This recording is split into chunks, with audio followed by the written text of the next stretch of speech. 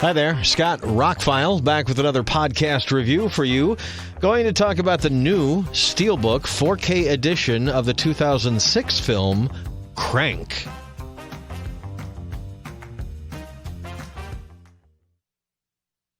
This was not a movie I was going to upgrade into 4K because I remember back in the day that it was filmed on like 1080p cameras and digital video and stuff like that. And then it was hyper stylized and over edited and just blown out. And they did all sorts of crazy stuff to it. But when you read the reviews, the hardcore reviews of the audio and video quality, the video on the 4K is different than the Blu-ray. The Blu-ray looks fantastic, but it was made for a 1080p presentation. 4K changes things and adds HDR. And I got to say, some of the spectral highlights and things like that were pretty impressive, even though some of the footage didn't look 4K crispy, if you will, because it never was to begin with. So I had not really thought about it, but as I've mentioned before, Lionsgate is putting out these steelbooks for random 4K. Some of them, like The Man Who Fell to Earth, have never been available in 4K in this country before. That was a great steelbook. Other ones like this one, why did they release Crank when it's already been out on 4K for a few years?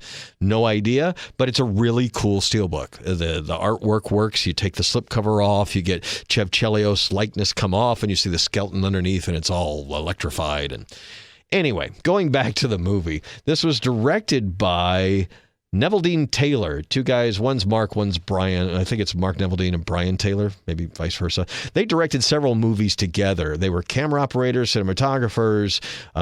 They wrote the movies. They directed them. Crank, on the scene, the writer, director, producers, and camera operators jumped on the scene. Everybody was talking great about them. Wow, this was just like, kind of like they talked about Tarantino. He's a force of nature. These two guys, wow. Then they made the sequel to Crank, and then Gamer, and then Jonah Hex, which they didn't direct, but they did write and work on, and then Ghost Rider, the sequel, The Spirit of Vengeance. And after that, 2011, they stopped doing things together. So anyway, those other movies are fine. Gamer is not as bad as most people say. Jonah Hex was not as terrible. It was a misfire for sure. Both of them were. And even Ghost Rider. There's some parts of that movie I like better than the original Ghost Rider. But overall, the movie's pretty cheesy. But the two guys, they really nailed it on this. Jason Statham, Amy Smart, Dwight Yoakam, Efren Ramirez. Made on a $12 million budget, filmed in L.A., made $42.9 million, and a sequel, a video game, and more came after. So I have not watched this movie in at least a decade, and I popped it in, knowing I saw it several times when it came out and watched it on Blu-ray. And anyway, popped it in, haven't seen it in years. Let me take this ride and just kind of, go with it. Had a blast with it. I would say they start running out of tricks in the final third of the movie, although they save a few there. But the first third is just stuffed with every camera trick, every special effect, every speed up the film, slow down the film, edit the film. They do some cut scenes where like they show a character and then they show another character in a split scene where they're coming up behind them. And then when they finally meet, then it opens up. And they do some really creative cinematography things, some tricks, some directing things. And they get great performances out of pretty much everybody in the film. I can't imagine it was easy for Amy Smart to act like she was having sex in the middle of the street with Jason Statham. Maybe it was easy. I don't know. But if you've never seen the film, I'm not going to get into spoilers. It's that age-old story that there have been many movies and TV shows and books written about. Someone gets poisoned and they have a set amount of time to find out who did it and maybe get some revenge. DOA was remade with Dennis Quaid back in the 80s and 90s. It's been remade again. That story is very common, actually. It's a great storyline. You've been poisoned. You got 24 hours to figure it out, or you're going to die. And you're probably going to die anyway, but what are you going to do? It creates great drama, great action. No matter what story you tell with that as the tagline, with that as the basis of it, you're going to have an exciting story. These guys put on top of it, John Wick, Deadpool level of action. It's not realistic. It's over the top. He probably couldn't survive some of the things he does in the movie, but that's okay. This is the definition of a popcorn action film. You're not watching it because it's going to be a documentary film on how to survive a poison. You're watching Jason Statham mow through the bad guys who have probably killed him. I got to say, the 4K looks great. The Dolby Atmos mix really blows away the original Blu-ray. It was a really good Atmos mix. There's a lot of music in the movie, everything from Loverboy to some punk stuff, all really well done. There's some overhead stuff. I don't know how much directional stuff there was, but it really is in your face pretty much all the time. There's something always going on in the surrounds. It was a very active mix. Looks good on 4K. It's obviously not a movie I'm going to say looks like The Revenant. You know, this was not filmed in 4K, does not have a 4K DI. It was captured on HD level equipment on purpose. It's supposed to look that way. But some close-ups and stuff you actually do see. I don't know how much of this, if any, was ever filmed on film, but there is some pretty high-definition shots and some close-ups. You can see all the crags and the beard and stuff and Jason Statham and other people's faces. There's some great surprises in this. Efraim Ramirez's character, I just had a kick out of it.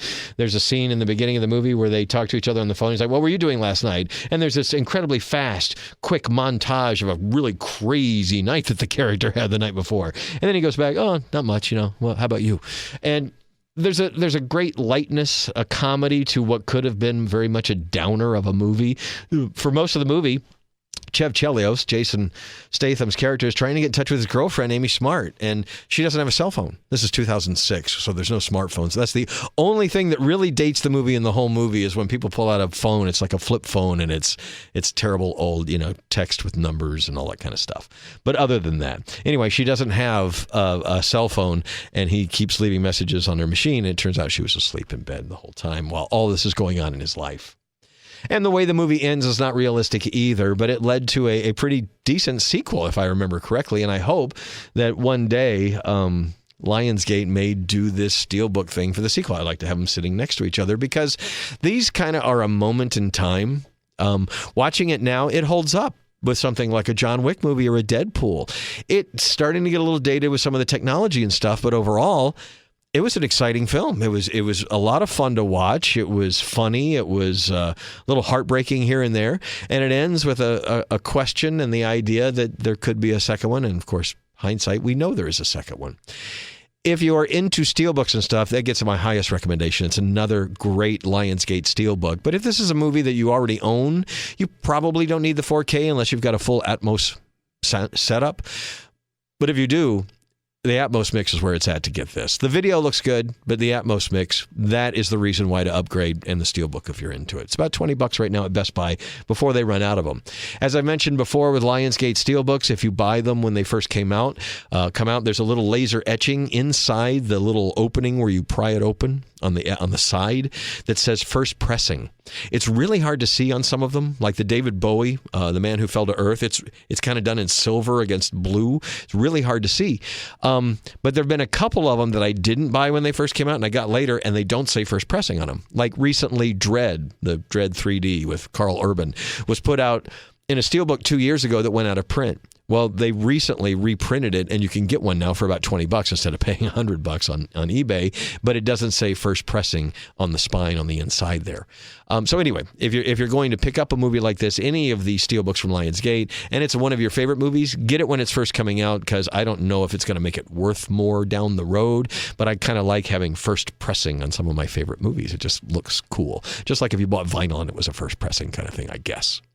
So Crank, should you watch it? If you've never seen it, absolutely. Watch it on a streaming service and see how much you like it.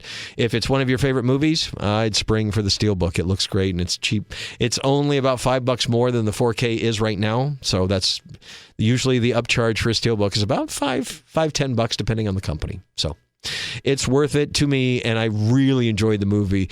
Slotted it back into the collection, and we'll pull it out in a year or two and watch it again because it was more fun than I remembered. Crank from 2006. Who knew? It's one of Jason Statham's best performances. He really does a great job with it. I know a lot of it's what would Jason Statham do in this kind of situation, but he's really likable and it was really well done. Amy Smart's character is done. The bad guys are great. Fun flick. Check out Crank if you don't remember it. It's definitely worth a watch and worth a steelbook if you're a collector. Scott, I'm ROCKFILE. This was my podcast. Thank you for taking time every day to listen to it. There's a lot more on the way, and there's about 500 up there you could listen to if this just wasn't enough of my voice. Have a spectacular day, and thank you for listening.